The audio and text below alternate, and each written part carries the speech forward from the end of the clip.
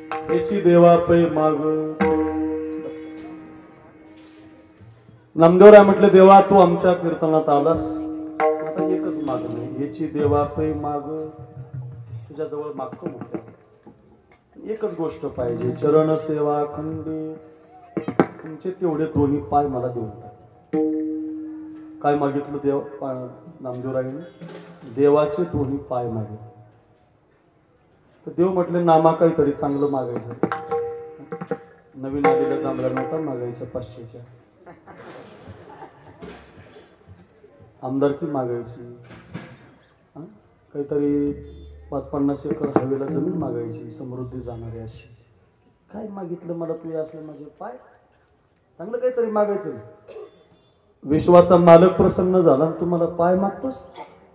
नामदेव महाराज म्हटले, देवा तुमच्या दोन गोष्टी फार ताकद, एक तुमच्या नावात आणि एक तुमच्या पायात. या जगातल्या सगळ्या गोष्टीची ताकद एका बाजूला देवा, आणि तुमचं नाव आणि तुमचे पाय ज्याला मिळाले त्याची ताकद एका बाजूला. देव म्हटलं, काय रे माझ्या नावात पडलंय नामा, का बरं माझे पाय मागायलास?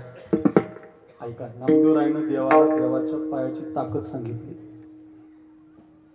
साखरी महाराज तुम्हाला सांगतो, एवढाच फरक. नामदेव महाराज म्हटले, देवा तुझे पाय किती महत्वाचे ऐकले. एका साधूच्या संसाराचा दगड झाला. त्या साधूचं नाव गौतम ऋषी. न्यायशास्त्र लिहिलं त्यांनी, न्यायशास्त्र. त्या न्यायशास्त्राचे जनक ते गौतम ऋषी. पण त्यांचाच न्याय चुकला.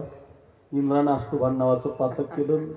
गौतम ऋषीनं श्राप दिला अहिल्याला, दगड ऋषी. आणि त्यांची बाई दगड झाली. घरच्या पोळ्या खाणारा साधू मधुकरी मागून खाऊ लागला. म्हाताऱ्याकडे व्यथा निर्माण झाली. म्हातारा दमला. पण काय झालं म्हटले, राम नावाचा अवतार तुम्ही घेतला, बसा.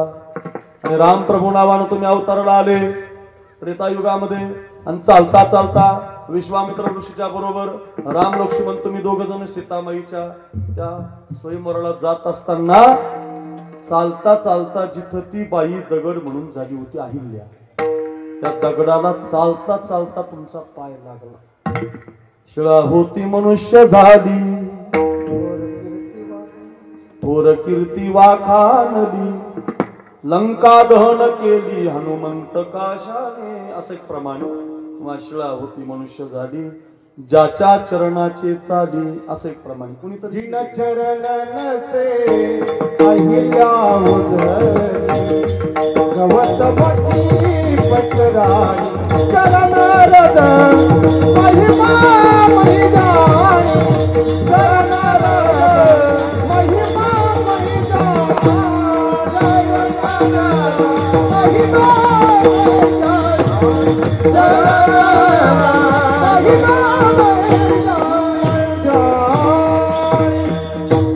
पाय लागला दगडाला आणि दगडाची बाई झाली. पती लागता दिव्य हो निघेली, तुमचा पाय लागला. आणि प्रभू अहिल्या जी दगड झालेली ती पुन्हा मनुष्य झाली, पुन्हा स्त्री झाली. एका दगडाला बाई करण्याची ताकद जर तुमच्या पायात आहे, मला दुसरं कशाला काय देता? चरण सेवा अखंडी तुमचे पाय देऊन टाका. आणखी एक कारण सांगतो, नामदेवरायने का पाय मागितले? तुम्ही कितीही पाप केलं ना, म्हणजे करू नका, जर झालं तुमच्याकडून पाप, ते पाप धुण्याची ताकद गंगेमध्ये असते. आपण गोदावरीला गेलो, पैठणला, नाथ महाराजांचं दर्शन घेतलं, गंगेचं स्नान केलं. वाची म्हणता गंगा गंगा सकळ दोष जाती भंगा. काय पवित्र बनवते बघा. नुसतं वाचेनं गंगा गंगा म्हटलं तरी पुण्य घडव, पाप होऊन जात. पुढचं कशाला सांगू? डोळ्यानं पाहिजे सकळ ये तीर्थे अवघीच तीर्थे घडती एक वेळा, चंद्रभागा डोळा देखलिया.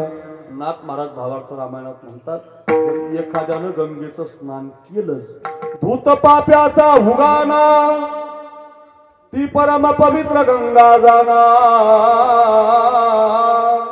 कोण गंगा? भागवत महाराज. कोण? धूत पाप्याचा उगाना, पापाच्या राशी धुवून टाकते. नामदेवराय म्हटले, देवा किती पवित्र आहे गंगा, जगात तिच्या एवढी पवित्र वस्तू नाही. अंघोळ केली की पाप ठेवत नाही, पण तुझी या चरणांगुष्टी जन्मली पावना. विश्वाधिक्य नारायणा, तुमच्या पायातून तिचा जन्म झाला. मग गंगा जर एवढं पाय धुते, पाप धुते, पाप, तर जन्म ज्या गंगेला जन्म देणारे चरणी जन्मली पै गंगा, भीमा आणि चंद्रभागा तुझ्या चरणीच्या गंगा. मग गंगा जर एवढं पाप धुते, तर त्या गंगेला जन्म देणारे तुझे पाय दर्शन घेतल्यावर किती पाप धुतील. म्हणून तुझी पाऊले सुकुमार आली बाबा नाथ, आली बाबा नाथ, आली बाबा नाथ.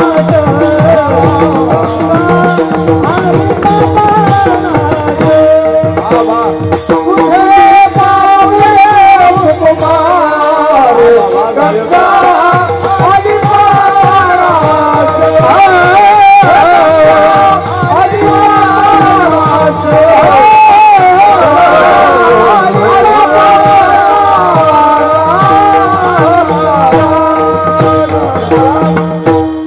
पाऊले सुकुमार, तुझ्या पायातून गंगेचा जन्म झाला.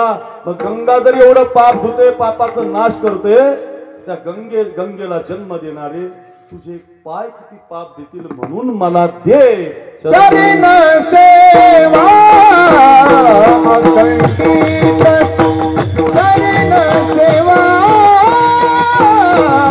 संगीत.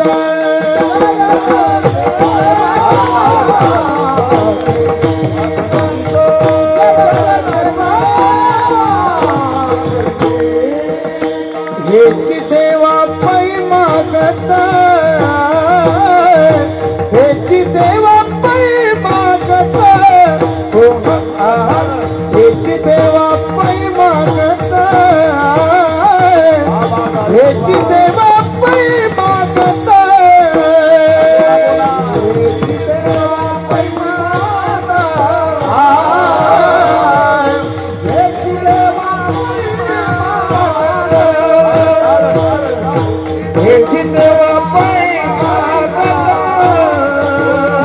हेची देवा पै शरण सेवा कंडित, शरण सेवा कंडित, शरण सेवा अखंडित,